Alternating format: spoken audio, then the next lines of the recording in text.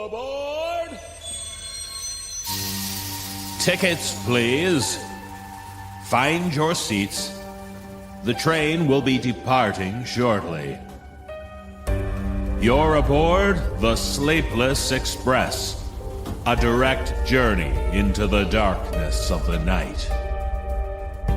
There are no sleeping cars available on this train. On this journey, you will experience the horrors found within the dark landscapes and endless black tunnels. You will hear things which will leave you frightened and disturbed. And remember, there will be no stops until the very end of the line. Brace yourself for the No Sleep Podcast.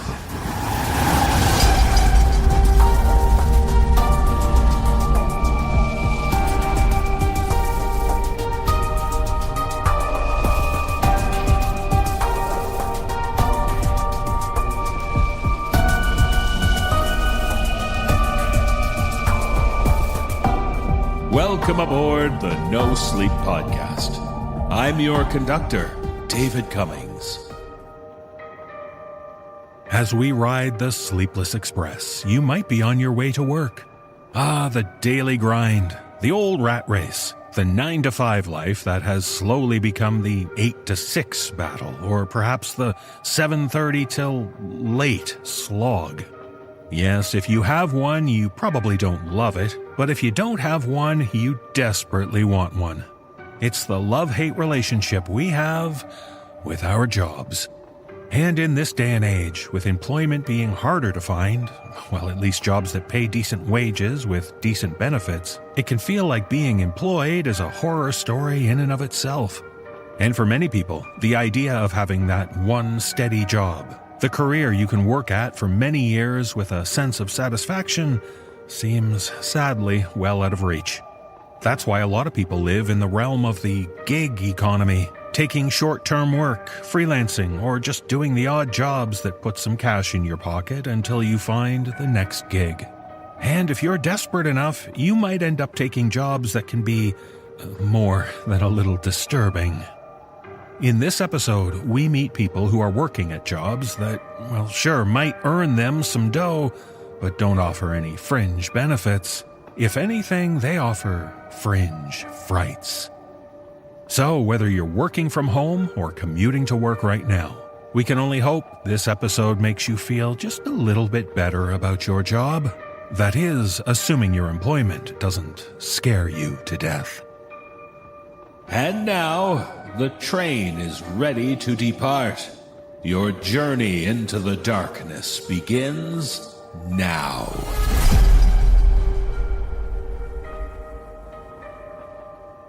In our first tale, we meet a woman who was going from job to job until she landed one that seemed stable enough, working as a toll booth operator on the night shift. And as we'll learn in this tale, shared with us by author Molly James, the job itself is fine. It's the things she sees on her commute to the job that makes her feel like something is afoot. Performing this tale is Wafia White. So they might seem trivial and common, but don't take it lightly if you see one boot in the road.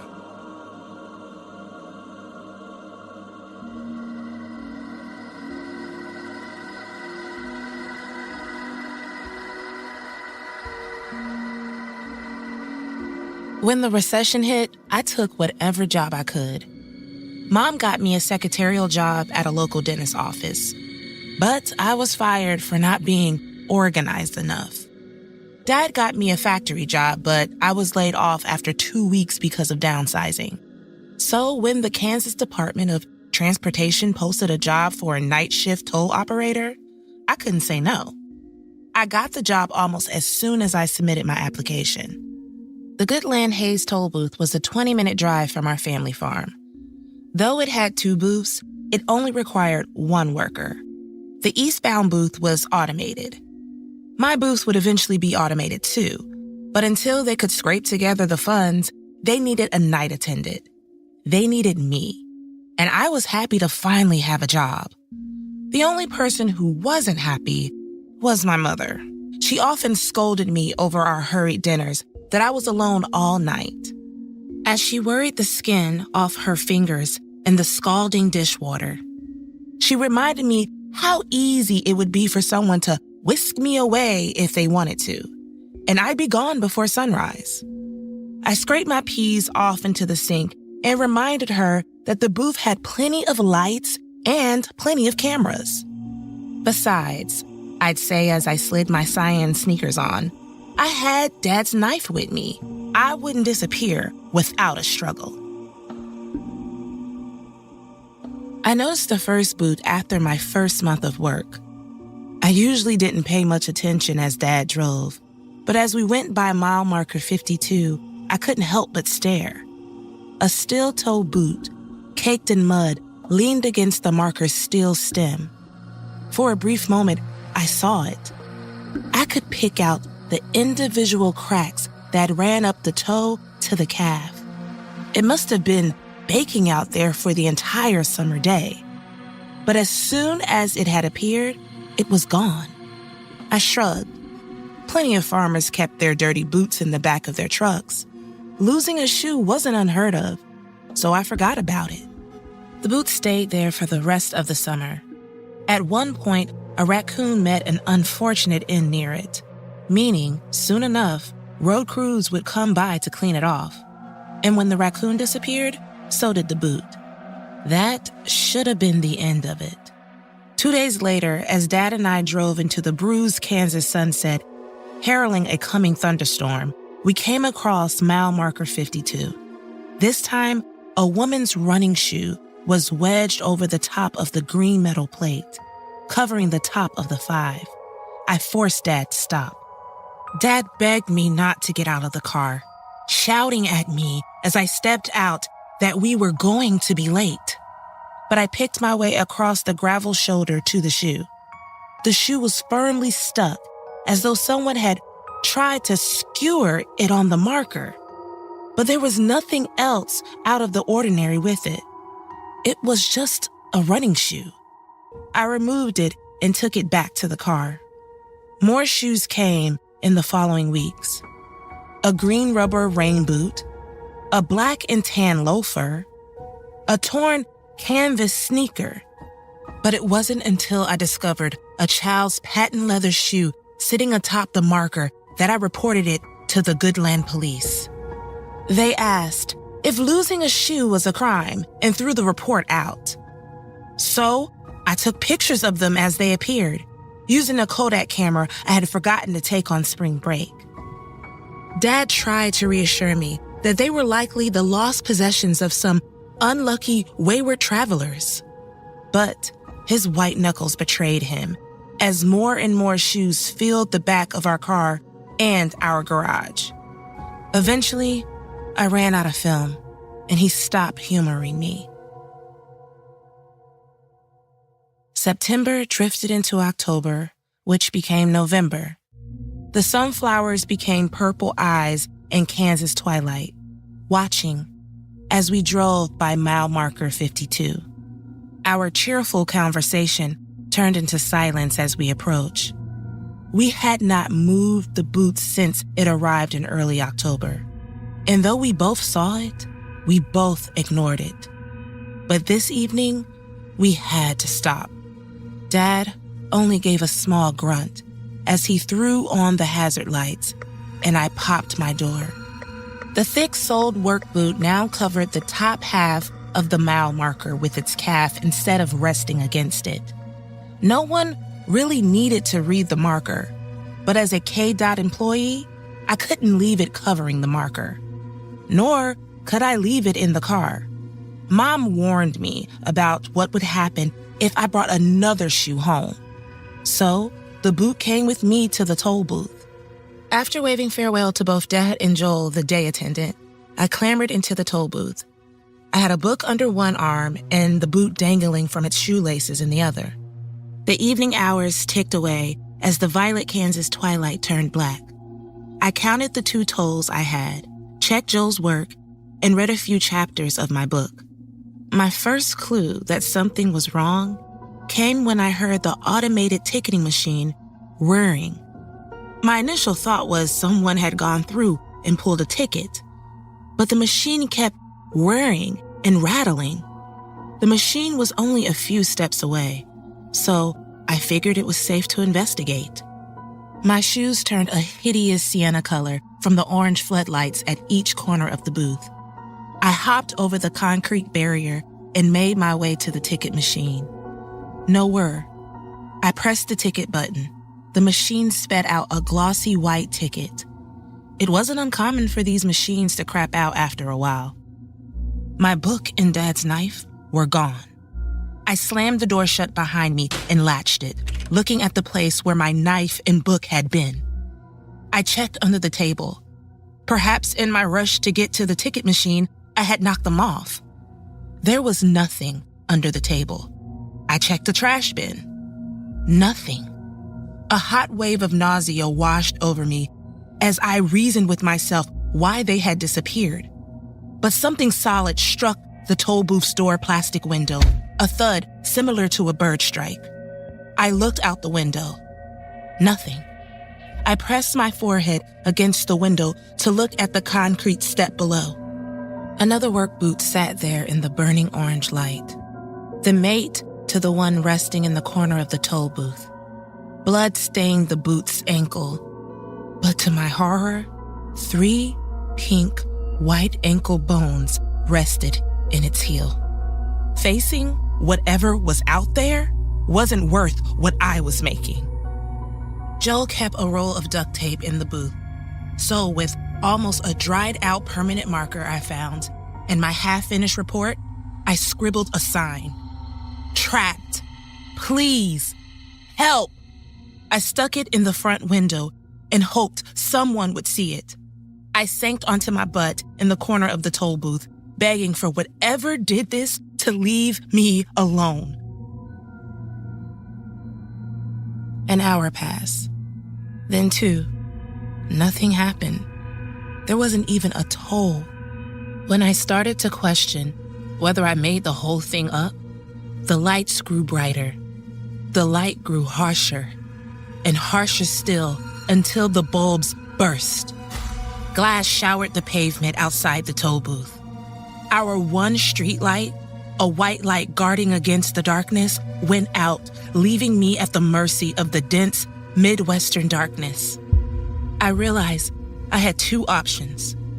2 yellow lights appeared on the road ahead of the toll booth as I thought about what to do. Headlights! I leapt to my feet and raised my fist, prepared to pound on the plastic glass as the car went by. But as I did so, the lights shifted, drifting up from the road towards the endless black. They swung from side to side, like a child swinging a flashlight. I ducked beneath the table a moment before the lights flickered into the toll booth. Then they went out. I clutched the lapels of my yellow fluorescent vest. Something growled in the darkness. An engine, perhaps? Before I was left alone in silence once again. I'm having a nervous breakdown, I told myself. That's when the entire toll booth shifted. The booth had been bolted into concrete, designed to withstand even the most fearsome Kansan tornado. Yet, I was sliding across the floor, the metal crunching as though something was crushing it into a mighty fist. The rebar shrieked as it snapped and sheared under the force of whatever had taken hold of the booth. I screamed. The toll booth lurched. It slammed back down onto its foundation. Without thinking, I shot to my feet to look outside. Nothing was in the road. Nothing loomed in the distance. I stood there until I caught my breath, my eyes searching the road, searching for any sign of what I had experienced. But nothing revealed itself. Once I had searched the road ahead of me one more time, I abandoned the toll booth. I ran. There was only one moment when I stopped to look back at the crushed foundation. The entire right side of the booth looked like someone had driven a compact car into the side of it. Whatever had done this wouldn't hesitate to tear the toll booth open. I kept running, but hardly a quarter mile into my jog, I had to switch to walking. The cold air burned, and my lungs were heavy with the effort of breathing. But I didn't stop moving. Each time I looked over my shoulder, I found only fathomless darkness. Wind swept through the dry cornfields, scattering their dying whispers onto the road. Perhaps I had imagined the entire thing. The third time I turned back to look, the booth's lights were back on, creating an oasis of light in the night. But I had made up my mind. As soon as I was home, I was going to write my resignation letter. As I turned to look again, 2 perfectly circular yellow lights appeared in the distance. Thinking I was finally saved, I raised my arms above my head to beckon and hollered until I tasted blood. But the lights, they scuttled along the ground, sweeping from left to right. I ran. Goodland was only a mile away. I could see its lights piercing the darkness, not far away from where I stood. A blister burst in my shoe, soaking my sock with its fluid. I kept running. My shadow grew in front of me, and as I willed myself to go faster, something snagged the back of my vest. A horrid smell wafted over me. Whatever this thing was, it smelt putrid and wet, as though it had spent the entire summer rotting in a ditch.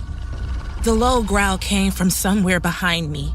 I struggled out of my safety vest and kept running.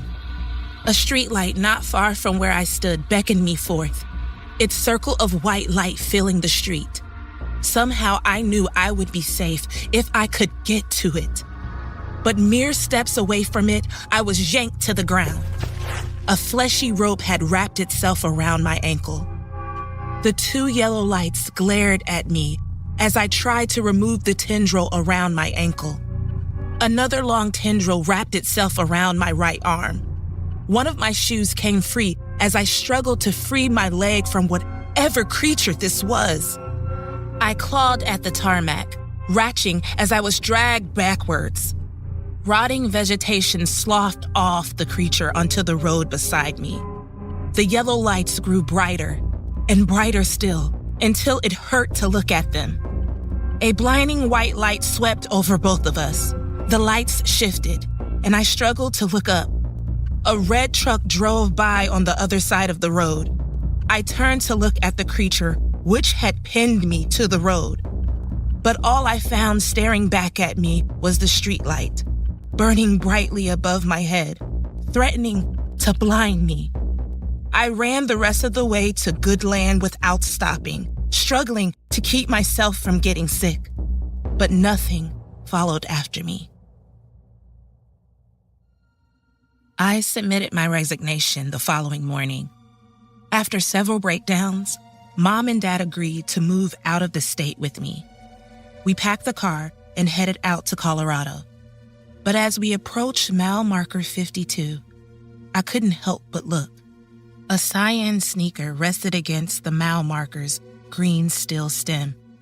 Mom must have also seen it, for as we passed, she asked if I was missing one of my shoes, because, well, it looked like one of mine.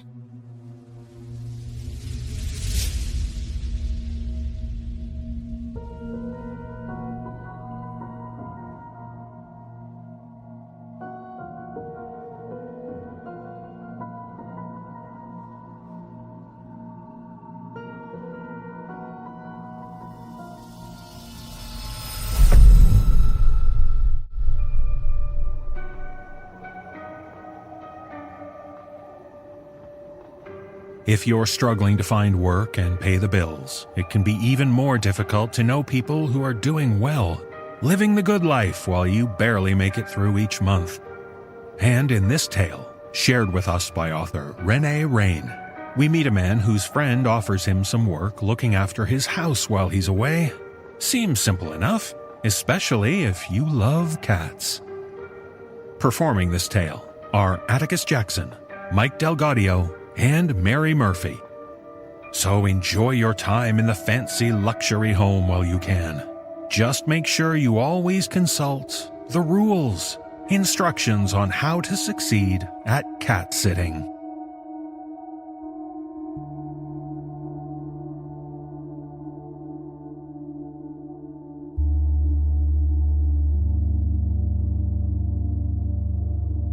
My friend Josh was my polar opposite. He was a young, successful entrepreneur and, frankly said, filthy rich. I, on the other hand, was a perpetual failure who lived in a small one-room apartment, always looking to make it to the end of the month. While Josh owned a flourishing online business, I drifted from one odd job to another. Why is any of this important, you might wonder? Well, it was no other than Josh who left me with this weird set of rules. It was about 2 weeks ago that he had to leave for another one of his business trips and needed someone to not only sit his house, but to take care of his cats. Josh owned 4 of the little buggers, all special breeds and exotic. He came to me because he knew my situation had taken a turn for the worse due to COVID-19. I was behind on rent, bills kept stacking up, and finding work was harder than ever. Josh offered me a fair amount of money, enough to last me for an entire month, and I eventually relented and accepted his offer. Every single time I arrived at his house, I was awestruck. It was a beautiful 2-story building that he'd bought a couple years back and renovated from the ground up.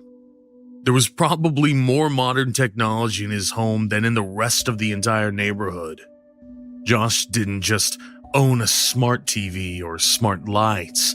He had an entire smart living room, a smart kitchen with a smart coffee machine, even a freaking smart toilet. I didn't even know half the stuff he owned existed, and wondered why he'd need the other half. Josh, however, loved everything new, shiny, and smart. When I arrived, he offered me a bottle of imported craft beer and led me inside. He told me the couch was all mine. I could roam the places I saw fit, but his office was off limits. Josh was very particular about this stuff, and I didn't see any reason to intrude.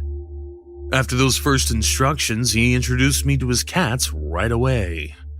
There was an older Bengal, an Egyptian Mau, a Cornish Rex, and a recently acquired Savannah kitten. To be honest, I only remember the different breeds because of his list of notes. I was never a cat person. No. To be honest, I was never a pet person.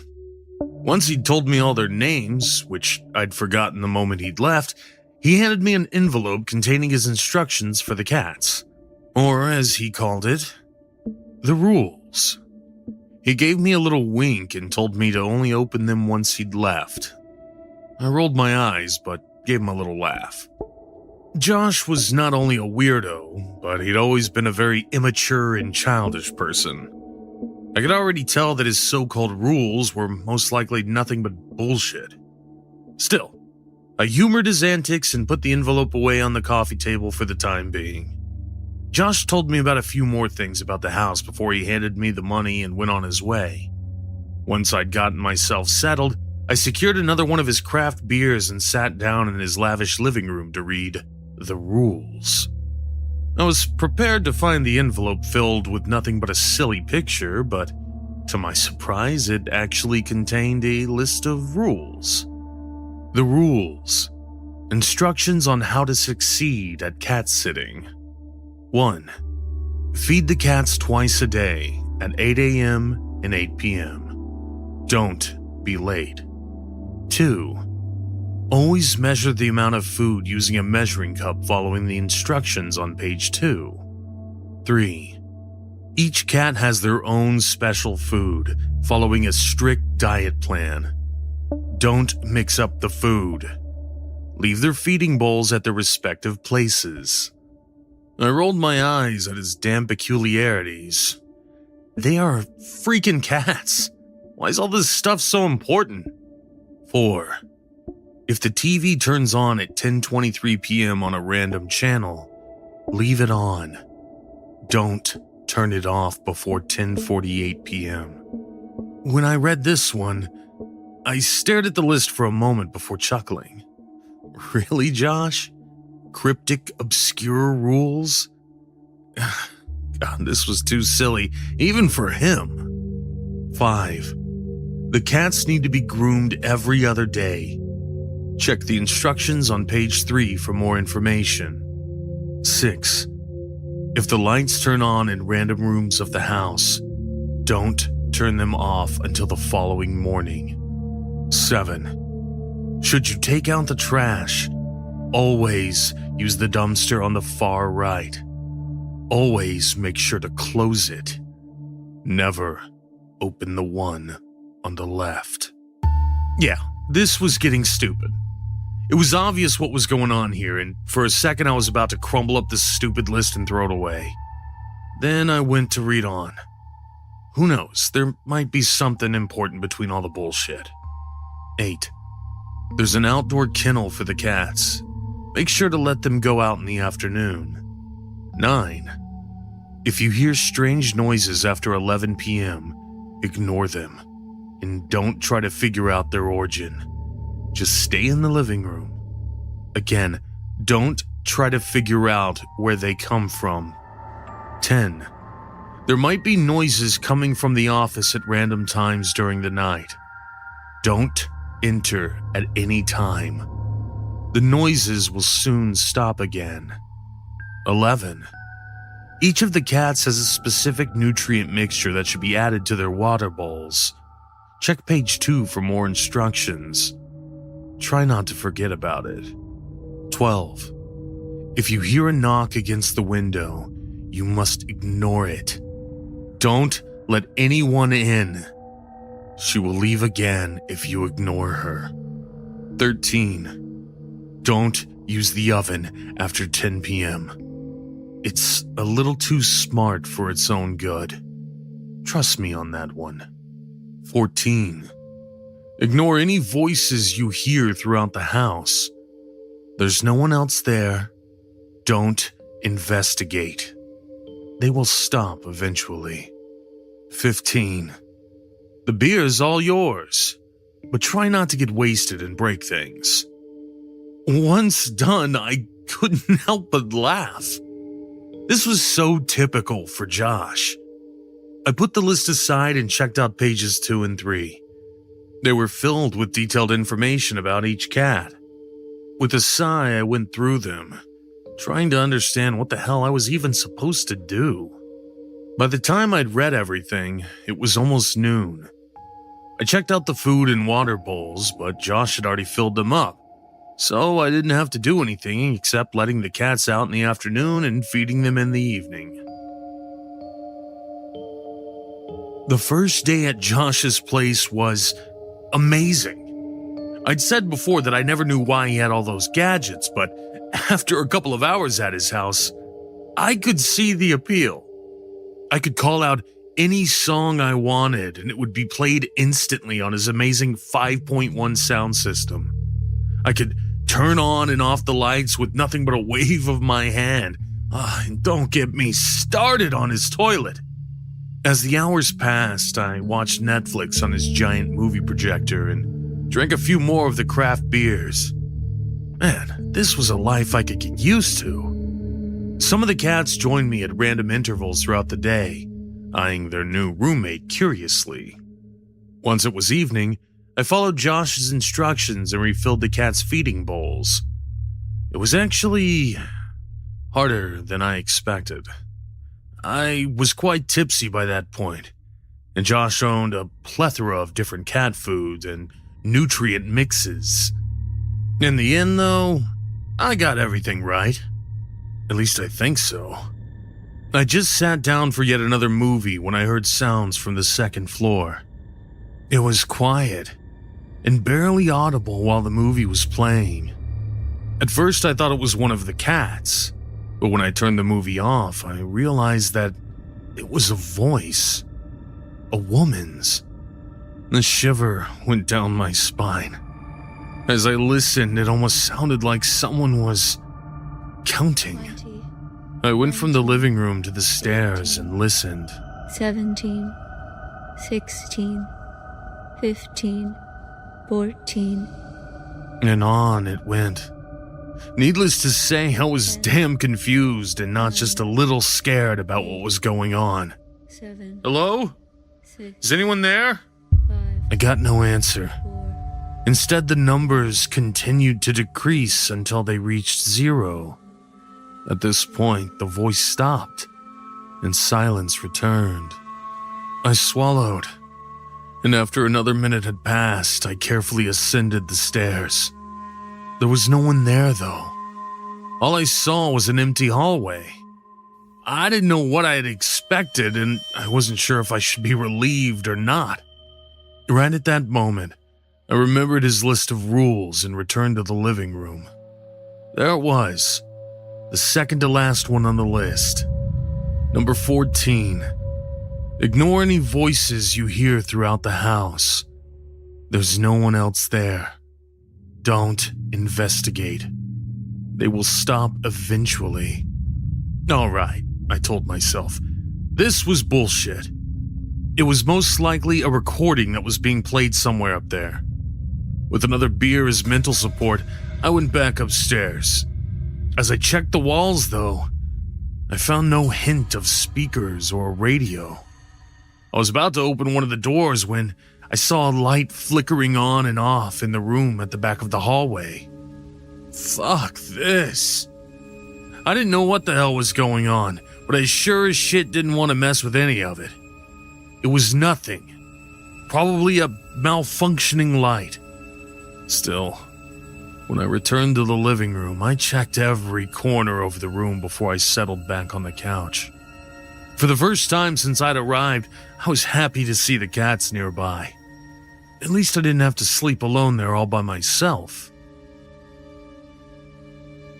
When my phone woke me at 7 a.m. the next morning, my head was slightly throbbing. I made my way to the kitchen and instructed Josh's coffee machine to mix me one of its strongest options. With the blackest coffee I'd ever seen in my entire life, I made my way to the feeding bowls. The cats followed but kept a clear distance from me. The moment I took out the food, though, they became much friendlier. Oh, I know what's going on here. You deceitful little creatures. There was nothing special happening on the second day. I spent most of it either in the living room or exploring Josh's home. In the evening, I found my way into his small private library. It was filled with books on self-improvement and a sheerly endless amount of business manuals. Eventually, I discovered a collection of the works of M.C. Escher, hidden between some obscure tome of Eastern philosophy and a biography of Jay Gould. I took the Escher book with me to the living room, instructed Alexa to play some ambient music, and went through the pages. There was something fascinating about Escher's work. While I was busy studying yet another one of his optical illusions, the room was suddenly flooded by the light of the TV. I jerked up and stared at it. It was set to a random channel, showing nothing but static. How the hell had the damn thing turned on? I checked to see if I sat on the remote or if any of the cats had been toying with it, but I found it resting on the coffee table. I reached out for it and was about to turn the TV back off when I saw the list of rules lying nearby. Hadn't there been something about the TV on there? I found the one I was looking for right away. Number 4. If the TV turns on at 10:23 p.m. on a random channel, leave it on. Don't turn it off before 10:48 p.m. When I checked the clock, I saw that it was now 10:25 p.m. Oh, you gotta be freaking kidding me. For a moment, I was about to say fuck it and turn it off. But then I remembered the weird voice from last night. And I told myself again that nothing was going on. Just another error in the settings. Still, there was this quiet little voice in the back of my mind asking me, what if? Grumbling, I put the remote down again and tried my best to ignore the annoying static. Once it was close to 11 p.m., I decided it was safe enough to turn it off and go to sleep. Thus ended my second day at Josh's home. Over the next few days, more strange things happened all around the house. I was still telling myself it was all a malfunction or a coincidence. Hell, maybe Josh was fucking with me. But that quiet voice in the back of my mind wasn't so quiet anymore. Every day, I found the lights on in random rooms. Rooms I hadn't even set foot in yet. At other times, I heard the strange voice again, always counting down to 0. 10. I tried to call Josh, but I couldn't seem to reach him. When I sent him a message about the weird occurrences, all I got back was a simple, just follow the rules and everything's fine. I cursed at that and almost threw my phone against the wall. To be honest, I almost noped the fuck out of his house by the 4th day. Real or not, this was all a little too weird, and it was getting to me.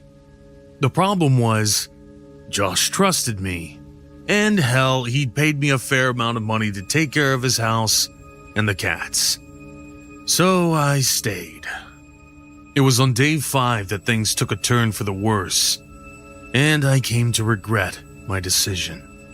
I was in the living room browsing Reddit when noises reached my ear yet again. This time it wasn't the counting voice though. Instead, it sounded like someone was banging against the walls. Each bang made me jerk up, and eventually I'd had enough of this shit. Oh, this stops now. As I made my way to the stairs, I got another idea. What if Josh had instructed one of his other friends to sneak in and fuck with me? It was a silly idea, sure, but I wouldn't put it past him. More angry than afraid, I made my way up the stairs and soon located the source of the noise. It was coming from his office. I remembered his words. Hell, I remembered the freaking rule about the office, but I didn't give a shit anymore. Alright, whoever the fuck you are, knock it off. If Josh put you up to this to mess with me, well done. You got me. Ha ha. The banging continued, but soon I heard something else. It was crying. Muffled crying. What the fuck? Help me! My eyes grew wide, and an icy shiver went down my spine. It was Josh's voice. Please, this guy broke in, and he locked me up in here. The voice went quiet again. Once more, the crying started, before labored breathing replaced it. Josh? What the fuck? I got no answer. All I heard instead was more of the labored breathing coming from inside. I didn't even think about the rules anymore. Something strange was going on here. Something very fucking strange. I took a deep breath before I put my hand on the handle and ripped open the door. What I found inside the office was absolutely nothing. There was his desk, his computer, his whiteboard, books, papers, nothing else. The light was off, no one was inside, and nothing was in disarray. Then, as soon as I stared at the empty room in front of me, all the lights in the house turned on in unison, only to flicker out moments later. Needless to say, this freaked me the fuck out. I threw the door to the office shut, hurried downstairs, and booked it out of the house. Once outside, I could have sworn I saw the lights turning on and off in random rooms of the house, almost as if someone or something was rushing through it, searching it. I went straight home after this. The moment I'd locked my front door, I'd sent Josh a message asking what the fuck was going on. All I got was yet another short, obscure message. Wait, you said you opened the door? Yes. What the fuck does that even matter? Oh, shit, man. I told you to leave it be and not open it. Well, nothing to do now.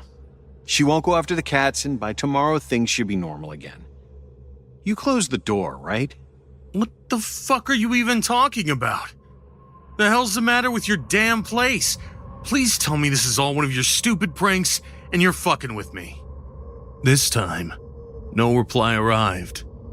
Instead, he called me. Josh explained that his house had a history. Quite a fucked up one at that.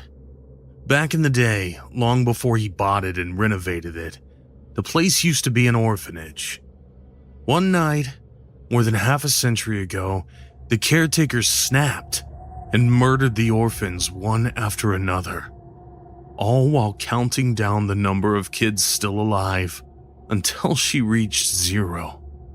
Josh found out after some research that his office used to be the caretaker's old bedroom. It didn't happen often, but sometimes strange things happened at his house.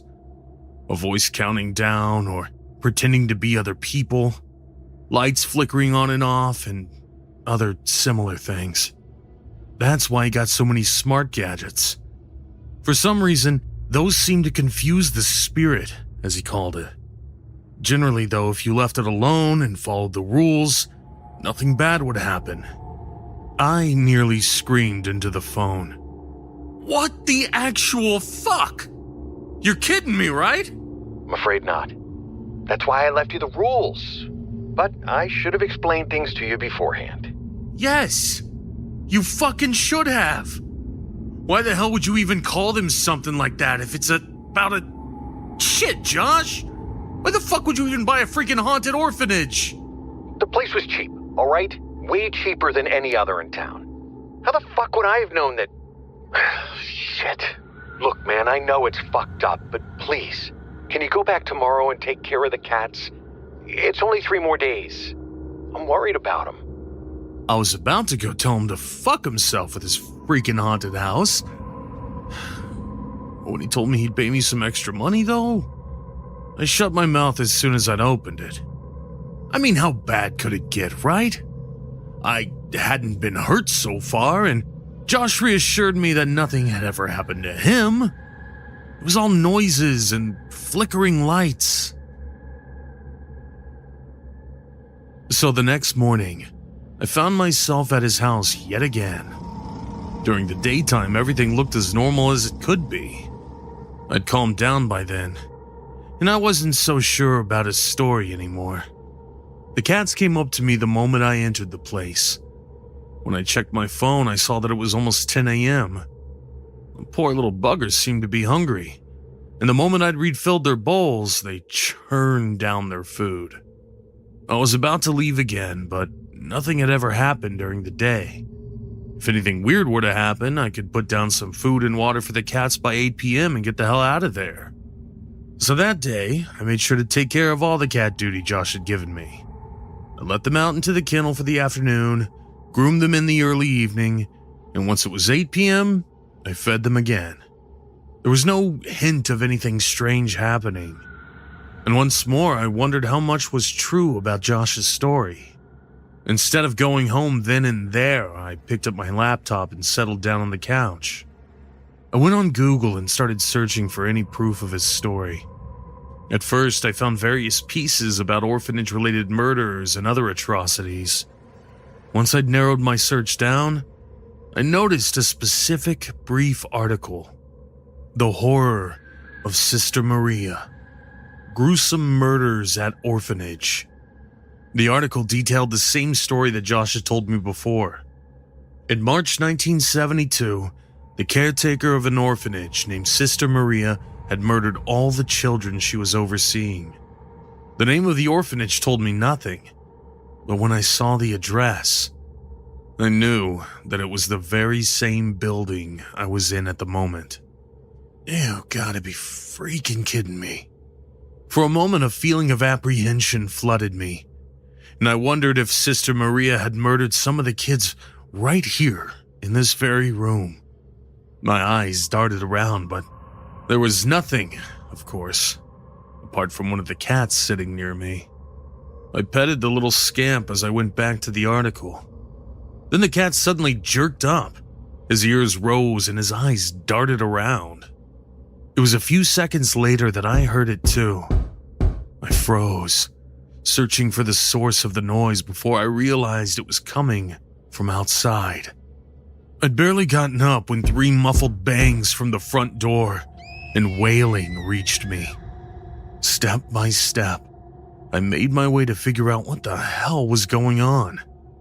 I'd made it into the hallway when I heard another bang, this one against one of the living room windows. I noticed a shadowy figure outside before it vanished a moment later. Then there was another bang from a different window, followed by more wailing. And then I saw the outline of a face pressed against the window, staring right at me. 12. If you hear a knock against the window, you must ignore it. Don't let anyone in. She will leave again if you ignore her. That was the moment I lost it. That was the moment I knew this entire thing was real. Her. He'd written it specifically. It had to be the spirit. The ghost of the caretaker. Before, it had been noises, flickering lights, things I could deal with, something I could tell myself was a coincidence. But this was different. Once again, the figure vanished. I heard more wailing from a different window. She will leave again if you ignore her. I'd stared right at her, hadn't I? What if this ghost was coming after me? I thought I could hear the counting voice again from somewhere in the house. And that's when I ran. I was at the front door in an instant. I ripped it open and stumbled outside. And right at that moment, I saw it. To my right, in the middle of Josh's garden, there was the shadowy figure of a woman. It took one step towards me, and panic flooded my body. I dashed from the house towards my car and jumped into it. When I turned it on and the headlights flooded the area, I could have sworn there was more than one figure. I noped it the fuck out of there without ever looking back. Once back home, I was a mess. Fuck the house, fuck the cats, and fuck Josh. I'd never go near his damned house ever again. I only sent Josh a single message. I'm done with this shit. Then I turned the damn thing off. I was too shaken up about everything that had happened that day. Before, I tried to tell myself that it was all a hoax, nothing but a stupid prank. But after what I'd seen, I couldn't do it anymore. That night, I didn't sleep. Instead, I turned on every damn light in my small apartment, put on the dumbest movie I could find, and tried my best to distract myself. It didn't work. Every single sound in the entire freaking building made me jump. I was a shaking mess. Only when the sun came up was I able to relax, if only a bit. It was at 10 in the morning that my doorbell rang. When I opened the front door, I was surprised and confused to find Josh outside. His face was white, almost sick-looking, and he seemed to be as shaken as I was. Hey man, we need to talk. No greeting, no nothing, just right to business. I stepped aside to let him in. I laid into him right away, asking him what the hell the matter with his house was and why he was even back right now. He was quick to raise a hand to tell me to be quiet. I think you better sit down, man. Look, there's a lot I gotta tell you. I fucked up. With that, he told me the entire thing. All he'd done and all that had happened. So, as it turned out, Josh's house was the definition of a smart home. Much smarter than I'd ever expected. There were cameras, sensors, hidden speakers all over the place. He told me he liked to play music around the house, so he'd installed speakers everywhere. Most of them were concealed or not visible at all. If you didn't know they were there, you had no clue they existed. I stared at him, not understanding what he was going on about. But then, he dropped me a fucking bomb. He'd been messing with me. The entire thing was an elaborate hoax, just as I'd expected. He'd occasionally use the speakers to play tricks on his guests. With me, though, he upped the ante a little. At first, he only added a bunch of weird rules to his list of instructions to play a joke on me. Soon enough, he got a much more devious idea. He programmed his entire freaking house to act out at specific times during the evening and night. Lights would turn on and off, the TV would play static, and weird noises would be played from various speakers in the house. He even recorded himself crying in his office. He then created an elaborate backstory for his house, one that was complete and utter bullshit. But I read the article. When he looked at me, a mixture of misery and embarrassment visible on his face, I knew the truth right away. He'd even planted a fake article about his house online. When it all sank in, I was livid, calling him every name in the book while he sat there, embarrassed and guilty. Then I stopped. If it was all a joke, then what about last night? What about that ghost I'd seen? I confronted him right away. I told him it was so beyond fucked up to hire someone to scare me like that. That's when Josh cast down his eyes and I heard him inhale sharply. That woman, she wasn't part of it. What the fuck do you mean? Are you trying to tell me she was an actual fucking ghost? No. He shook his head. Last night, a man broke into the home of one of my neighbors. Miss Graham, an older woman. She lives by herself. The police are still investigating it, but the man must have attacked her, but he couldn't restrain her. She got away, badly injured, and made her way to the closest house to hers to call for help. Yours? Josh nodded. What happened to her?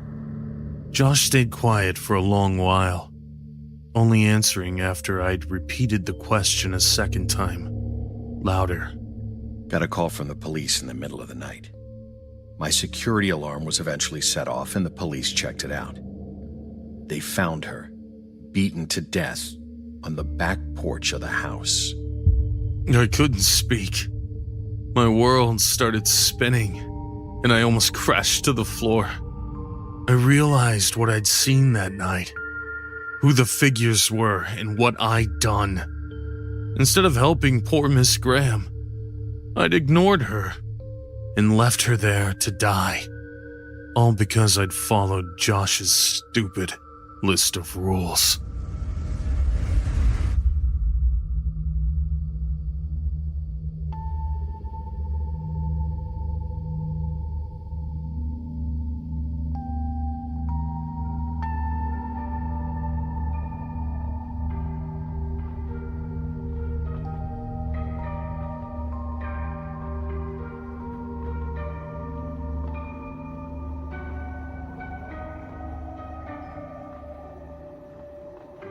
Like many people, you may have found yourself working from home during the pandemic.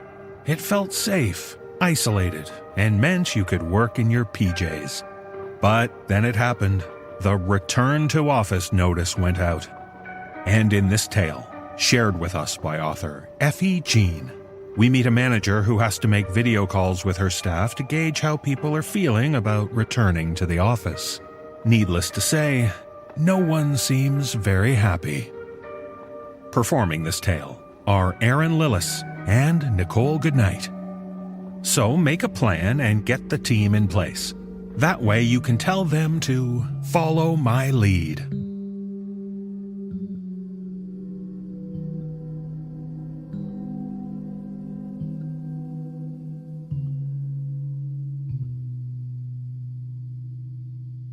I ended my fourth back-to-back video call of the morning with 1 minute to spare. No time to use the bathroom, fill my water bottle, or bang my head against the wall. So I took a deep breath and rubbed my temples. Then I manifested a smile onto my lips and called my direct report. "So," I said, after covering off on their workload and other typical one-to-one topics, "I want to know how you're feeling about the return to office news we received yesterday." Frustrated? There was that word again. Everyone's feeling it. "I understand," I told them, like I told others. "What's most frustrating to you?" That they keep flip-flopping? First it was the beginning of October, then they pushed it to January, and now they've moved it up to mid-November. They paused, and I stayed quiet. That and the stupid tagline. Clearly it's their real estate over their people. "I agree with you," I said, making purposeful eye contact through the screen. "And I'm sorry things are so unclear. I hope you know I'm just as frustrated as you all are." I know. It's fine. I'm not, worried or anything because I live far enough away. "What's your exact mileage again?" It's 48 miles. I grimaced. "Got it. We'll have to just talk to HR and see how strict they'll be with the 50-mile radius." I'll go into the meeting saying I'm 50 miles away. That's a good plan, but just know HR will probably have to verify that themselves. My employee sighed, and my heart wrenched. I hate this, I recited in my head like a mantra. I cannot control any of it, and yet I have to do the dirty work. They all know it's not me, though. They trust me. They trust me because they know I care about them and have always been authentic and honest. I'm a good leader. Is there still nothing we can argue about the fact that I was brought on board under the impression this position would be fully remote? I think we can tell that to HR, absolutely. But I just don't know what will come of it. They sighed once more. I'm sorry. There I was again, apologizing for corporate sins. It's the worst part about being a manager. Nobody tells you it's part of the gig either. But I'm a good leader. I know I am. They know I am. If I knew this would happen when I interviewed you 7 months ago, I would have told you. I know you would have. They looked directly into the camera. And you'll be in the HR meeting with me? Yes, and I will do everything in my power to support and argue for you. I wasn't lying. I never lie to them. I just unfortunately won't have much power in the situation. But I'm a good leader. It's not always about power, after all. Sometimes it's about persuasion, influence. Thank you. And if that doesn't work, I have a backup plan. You do? What is it? I locked eyes with them for a few moments. We burn the office down. You in? There was a beat of thick silence encircling me like a cunning serpent. And then they spoke. Yes. So far, I've asked 6 of my employees to participate in this plan. And so far, they've all agreed. I have 5 more to go, but I'm not worried. After all, I'm a good leader.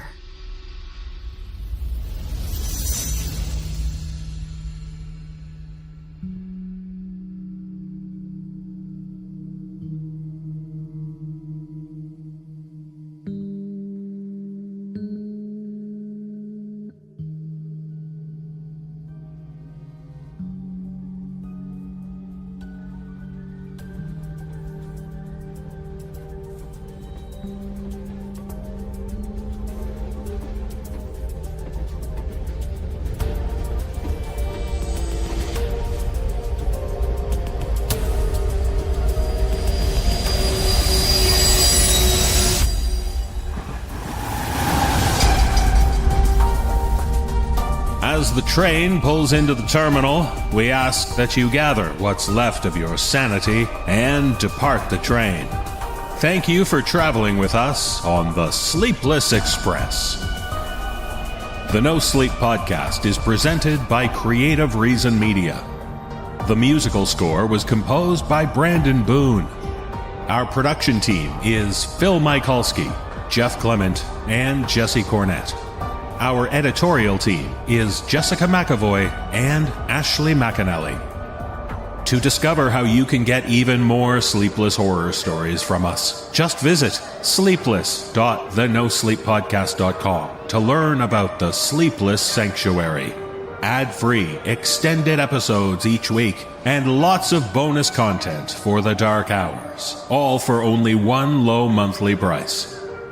On behalf of everyone at the No Sleep Podcast, we thank you for traveling the rails with us for our 21st season.